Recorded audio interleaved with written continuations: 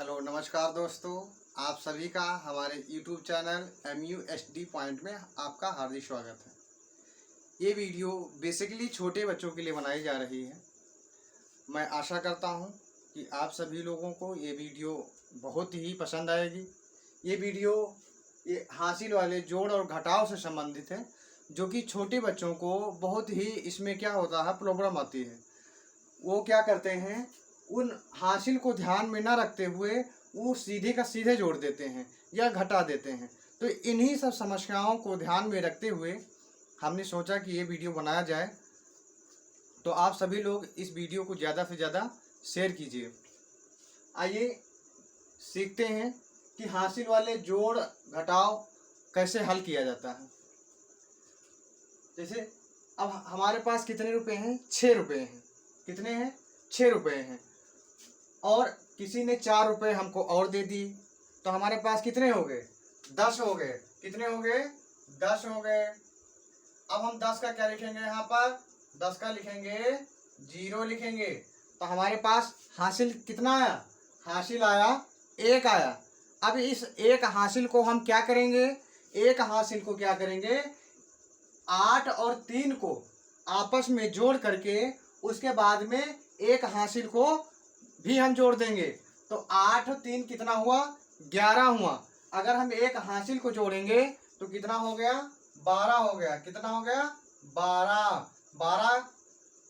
12 का 12 ऐसे लिखा जाता है। तो 12 का कितना हो गया? 2 हो गया। हासिल कितना आया? 1 आया। 3 और 2 कितना हुआ? 3 और 2 और 5 होता है। और हमारे पास हासिल कितना है? 1 होता है, 1 है। तो 3 और 2 5 और 1 हासिल कितना हो गया? 6 हो गया। तो आंसर कितना आया?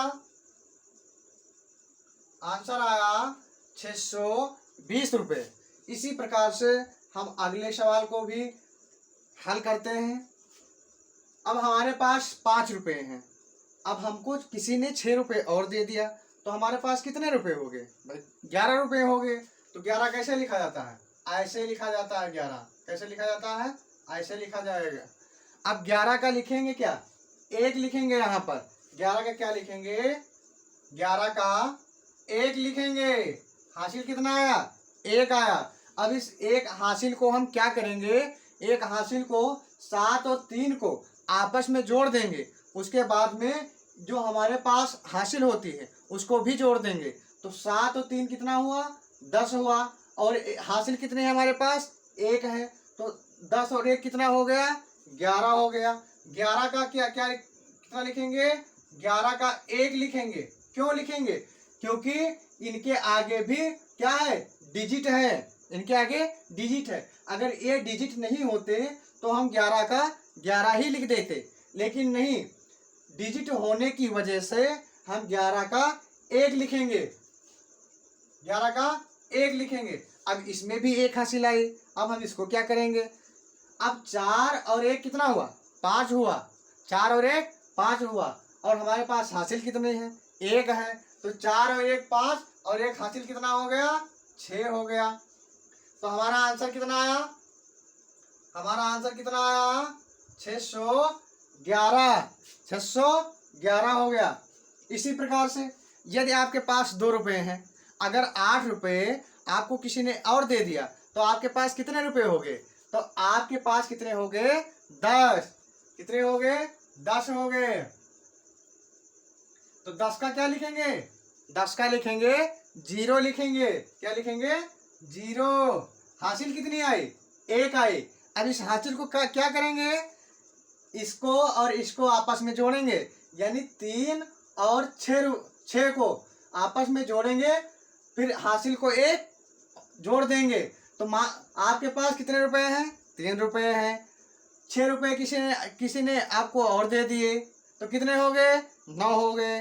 और हासिल कितना था? 1 था। तो कितने हो गए आपके पास? 10। कितना हो गया? 10। तो 10 का क्या लिखेंगे? 0 लिखेंगे। क्यों लिखेंगे? क्योंकि आगे डिजिट है, अंक है, इसलिए 10 का हम 0 लिखेंगे। हासिल कितना आया? 1। हासिल 1 आया। अब इस हासिल को हम क्या करेंगे? 5 और 4 को जोड़ करके 1 को जोड़ देना है, यानी आपके पास 5 रुपये हैं और 4 रुपये आपको किसी और ने दे दिए, तो कितने हो गए? तो 5 और 4 कितने हो गए? 9 हो गए। और हासिल कितना था? 1 था। तो कितना हो गया? 5 4 9 और 1 हासिल कितना हो गया? 10। 10 का यहाँ पर क्या लिखेंगे? 10 ही लिखेंगे। क्यों लिखेंगे? क्योंकि इनके आगे कोई भी डिजिट नहीं है। इनके आगे कोई भी डिजिट नहीं है, डिजिट नहीं है। तो इसलिए हमारा आंसर कितना आया? आंसर कितना आया? आंसर हमारा आया 1000। तो ये था जोड़ से संबंधित। अब आगे हम देखते हैं घटाव से संबंधित है, जो कि हासिल वाले से संबंधित है। इसमें भी काफी बच्चे त्रुटियां करते हैं, तो आप इसको भी देखते हैं कि कैसे हल करते हैं। तो 4 रुपये आपके पास हैं। आपके पास कितने रुपए हैं? 4 रुपये हैं। देना कितना है? 5 रुपये देना है। तो आप क्या करोगे भाई? पड़ोसी से उधार लोगे।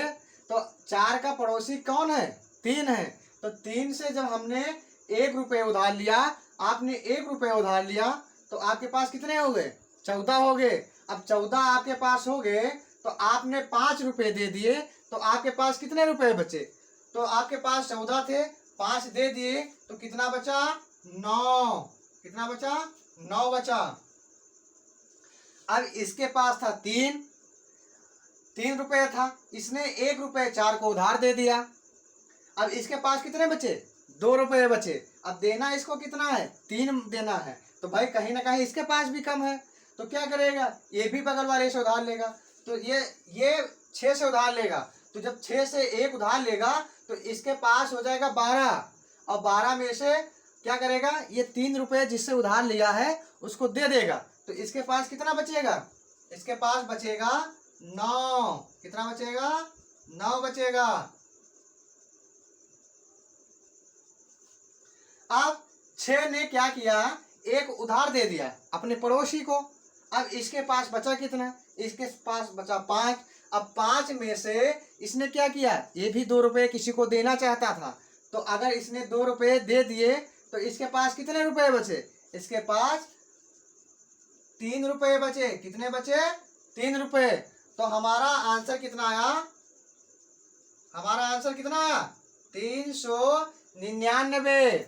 इसी प्रकार से हम अगले सवाल को भी हल करते हैं। आइए देखते हैं। अब आपके पास कितने रुपए हैं? आपके पास 2 रुपये हैं। देना कितना है किसी को? 3 रुपये देना है। तो आप क्या करोगे भाई? किसी न किसी से उधार लोगे। तो क्या करोगे? अब 2 क्या करेगा? किसी से उधार लेगा। तो भाई पड़ोसी से उधार लेगा। तो 2 का पड़ोसी कौन है? 1 है। तो अगर 2 ने 1 से क्या किया? 1 रुपये उधार ले लिया, तो इसके पास 12 रुपये हो गया। अब 12 रुपये में से 3 रुपये इसने दे दिए। भाई 12 हो गए, तो 3 किसी को देना चाहता है तो आराम से दे देगा। तो 12 रुपये हैं, तो 3 रुपये इसने दे दिया, तो कितना बचा? 9। इसके 9 कितना बचा? 9 बचा। अब इसके पास था 1 रुपये। अब 1 रुपये था, इसने 1 उधार दे दिया। अब इसके पास क्या बचा? 0। कुछ नहीं बचा। अब क्या करेगा? अब भाई इसके पास कुछ नहीं बचा, यानी 0 बचा। और देना कितना चाहता है? 4 देना चाहता है। तो क्या करेगा? ये इससे भी उधार लेगा, यानी वो अपने पड़ोसी से उधार लेगा। तो इसका पड़ोसी कौन है? एक का पड़ोसी कौन था? 8 था। तो जब एक इससे उधार लेगा, तो इसके पास कितना हो जाएगा? 10 हो जाएगा। अब 10 में से क्या करेगा? 4 दे देगा। भाई जिससे उधार लिया था उसको 4 दे देगा। तो आराम से इसके पास कितना बचेगा? तो इसके पास हो गया 10। अब 10 में से 4 दे देगा, तो कितना बचेगा? 6। अब 8 ने क्या किया? 8 ने 1 रुपये उधार दे दिया था। तो 8 के पास कितने बचे? 7। तो 7 में से इसने क्या किया? 3 दे दिया। 3 दे दिया। ये भी उधार देना चाहता था, इसने भी 3 उधार दे दिया। तो इसके पास कितना बचा?